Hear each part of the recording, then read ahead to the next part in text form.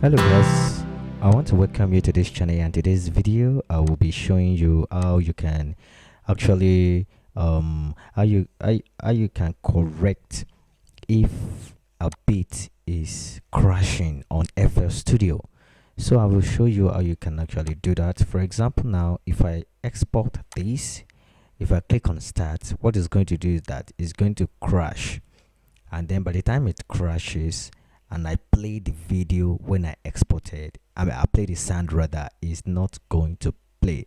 So I'm going to show you how you can actually deal with that. So without further ado, let's get started. As you can see, it has been crashed. So let me actually show you the solution to how you can do that. Okay, now the only solution you have to do is that you have to sync this thing, you have to sync it into the same way. That is, go to your options and click on audio. At the sync bit rate, can you see at this very part here, you could see that it's in 24 sync. So you are going to change it to 62. Well, you can make it, if you change it to 62, it's going to make your project to be more smoother. So I click on it, and then I'm gonna click on 62. You could see 62 sync. So you are going to accept the OK.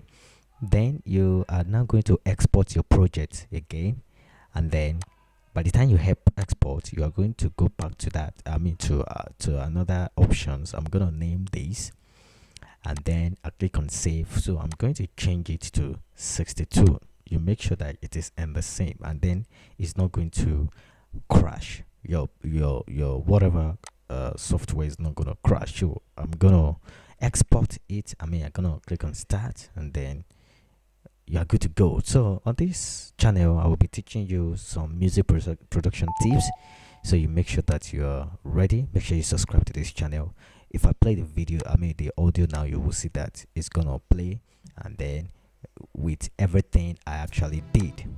Okay, if you want to know more about simple beat creation,